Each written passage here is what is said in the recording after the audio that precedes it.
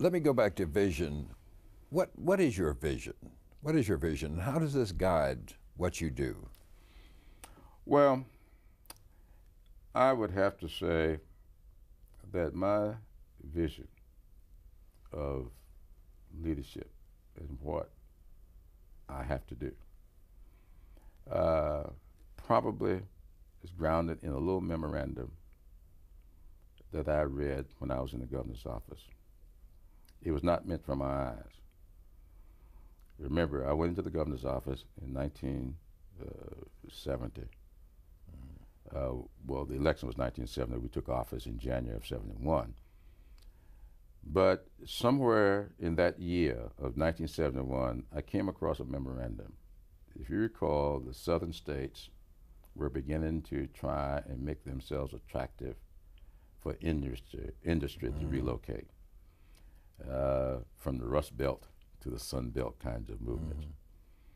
And they were all trying to work out how you do this with these tax breaks and everything else. Well, one of the consultants that had been hired by officials in South Carolina had written a memorandum that I came across by accident. And the memorandum was advising the leadership of the state in their search of industry to steer prospects away from certain counties. There are about 10 to 13 counties on that list. Of the counties on that list, when I got elected, I think 10 of them were in my district. There's something common about those counties. Those were the majority black counties in South Carolina. The theory laid out in the memorandum is that black people are joiners, and one of the attractions is this is a right to work state, and in order to keep the unions out, steer the industry to these other counties away from these counties. Now, I have never, ever forgotten about that memorandum. It was only 2 years ago when I started talking about it, because my role, I believe, is to rectify that. Now, no matter what it is that I do, it's all focused on trying to rectify what happened over so much time to those counties. Most of them are in my district. Williamsburg County, I have any given month, the unemployment is 17%. Marion County, 17, 18%. I'm talking about 3 and 4 times the national average you'll find in these counties. Water and sewage, roads and bridges, none of that's there. Now, a lot of people may see their roles as being policy.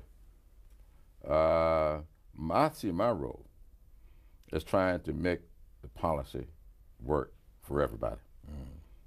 And so if there is a vision, a big picture out there, it is to make the quality of life in these areas, most of which are in my congressional district, a lot of them aren't, as good for the people who live there as it is for everybody else. And so sometimes it's creating a water agency, and I'm not talking about a little community water project.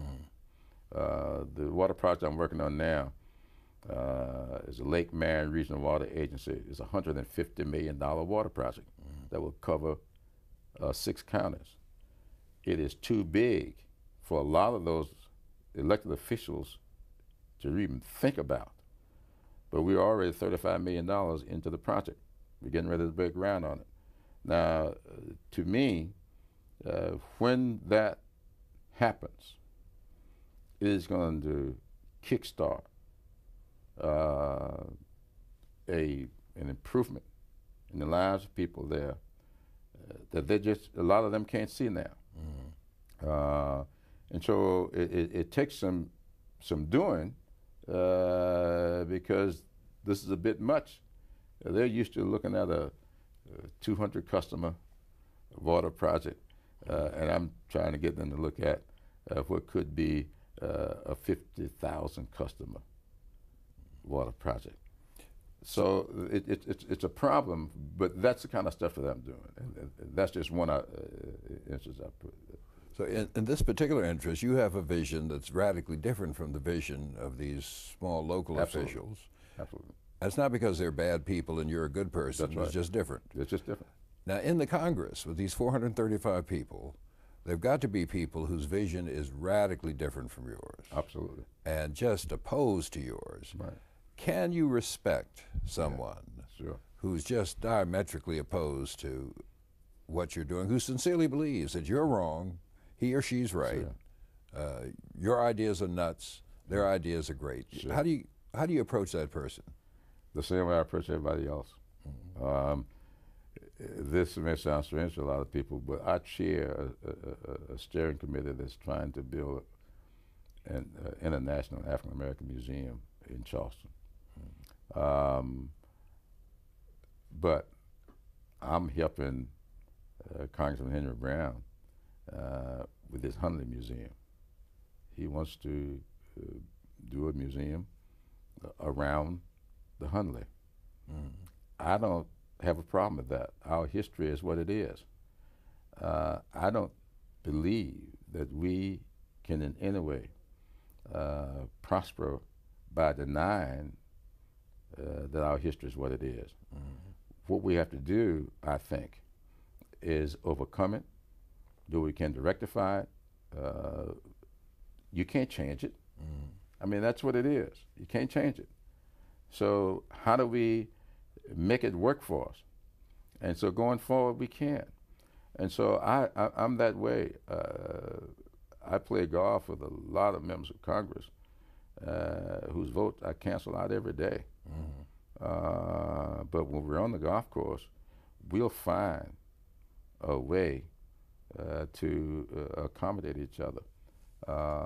And that's what I do. I don't have to really agree with you. I tell people all the time, my wife and I cancel each other out at the polls a lot. We don't necessarily see politics the same way.